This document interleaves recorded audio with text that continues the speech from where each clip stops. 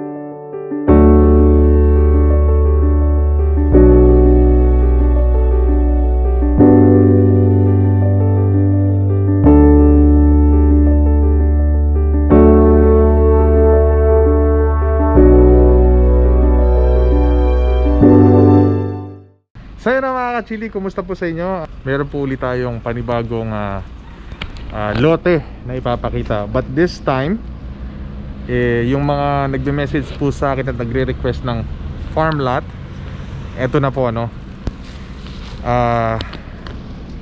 Ayan po, 1.3 hectares. At as you can see, ano, may bakod na po. Clean papers, title, updated tax. Ito po normally ginagawang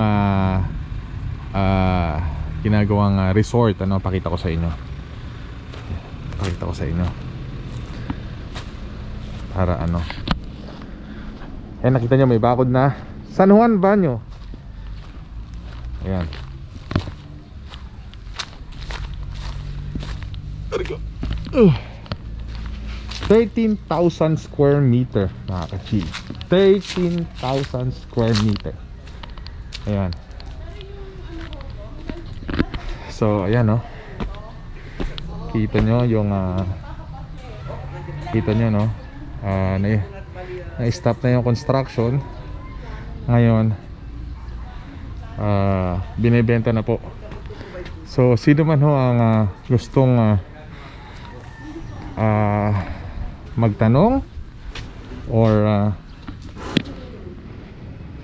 mag-inquire or magtanong, message nyo po ako sa aking Facebook page. Ayan. Ayan po, para mas ano kayo. Ayan o, mangga. O, kita nyo. Ayan, mangga. Ayan po na. Yan po kasama sa 1.3. Once na nabili po ito, aalis po sila. So tara, libutin natin. Pahaba din po, ano? Pahaba din. Ayan, yung pong mga nag-message sa akin na kung pwedeng farm lot, ito na po. Ito po yung isa. Ayan, o, syempre, ingat-ingat tayo, baka may ahas. Alam niyo naman takot tayo sa ahas. Ayan po. Ayan, yung likod po is nakakatakot, may mga butas. Yung likod po is palayan. Ayan, so duhat, kung di ako nagkakamali, duhat to. Ayun, no, duhat pa.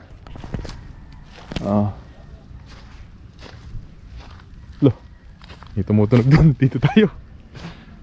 Ayan, no. So ito po yung mga na pending, like what I said kanina, no. Na pending na resort sana, no. Siguro nagkulang yung budget ng so ayan, mangga. Ayan po. Uy, trebalak. Natakot ako, kala ko ahas. So hanggang doon po sa likod. Hanggang doon po sa likod, ano. Meron pa pong nasasakop na tawag dito.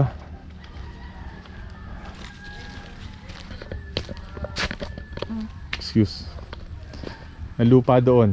Ayan po, duhat, bayabas. Ayun, bayabas.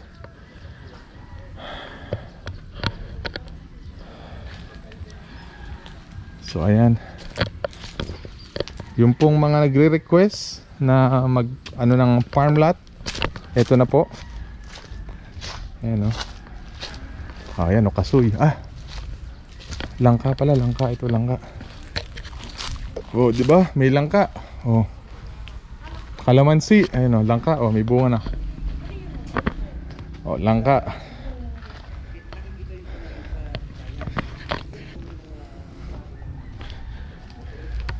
Kainito. Ayan o, guyabano. Ayun, guyabano. So ayan.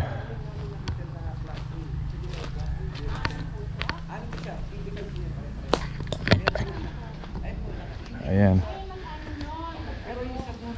Ito po. Okay. Sir, tanong ko lang, yung lupa hanggang sa likod ano? Pwedeng pasama? May bakod. Ilang, di ba 1.3 lang to? Yung 7,000, wala. Makataro ito. Makataro, boss. Mga na akong kayong gulot, boss. Tarik ko. Sama tayo kay kuya.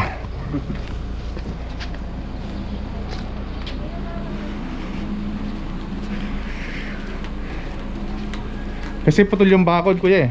Oo. Makaba kayo pakanta ko eh. Ati dyan pala yun. Tingnan. Palay. O may palay daw. Ayan.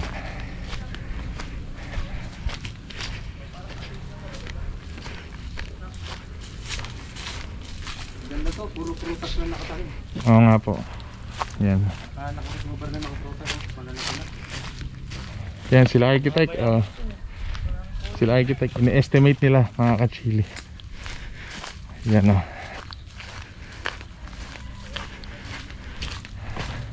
Boss, yung mga nakatira sa may harap, alam naman po nila. Mga pisa niya yan. So once na may bumili, wala pong magiging dispute, walang magiging problema.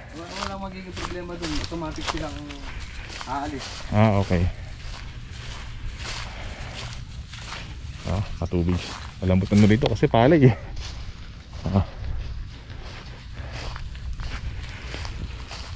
Ayan saging.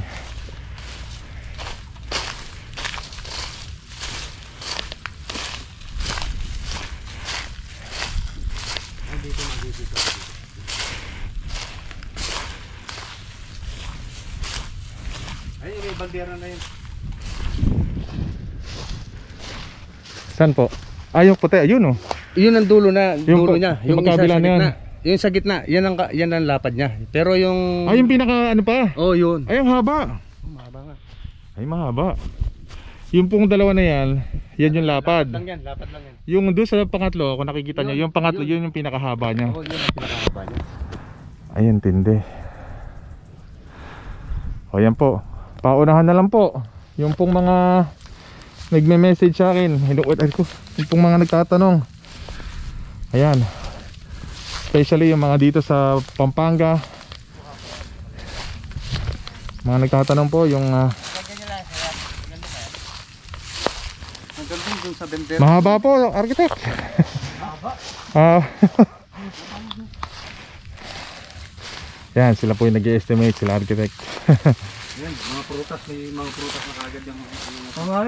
Yung bayabas nga ako eh. Dito ako eh. Hindi ka na magtatanim ng... Hindi ka na mag-develop sa mga puno. Ayan o. Develop na kagad yung... Ang dami. Papayun, to. Parang Oo. Tingnan natin kung ano yung mas maganda pa.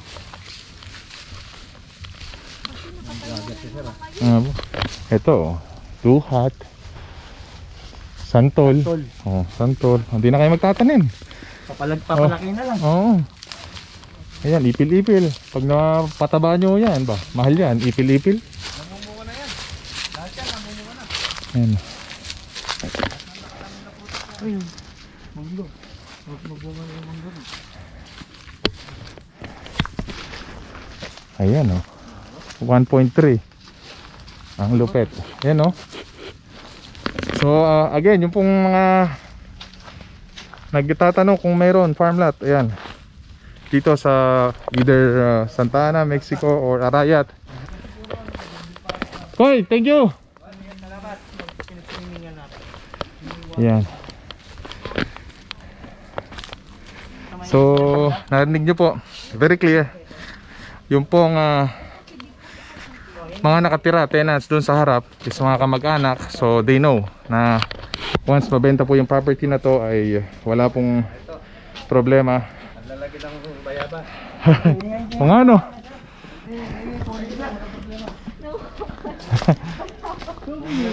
Bayabas oh. Oh, happy nini ako yo. Oh, kunanta na. Oh. Diba? Oh. Kasama na ho to sa bibili nyo. Tama yan. Koy, kumuha na ako na eh. Oo, sige. Kumarang. Oh. Pinapala na ho natin ng mukha natin. Problema yan. Ayan o, kasama tong mabibili ninyo. Tama yan. Ayan o, ang laki, ang taba. Oh. Diba? Ang lalaki. So ayan. Ano to? Ano to? Bayabas.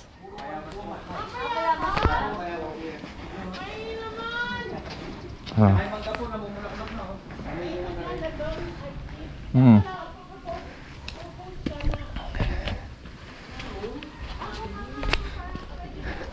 Ayan po oh.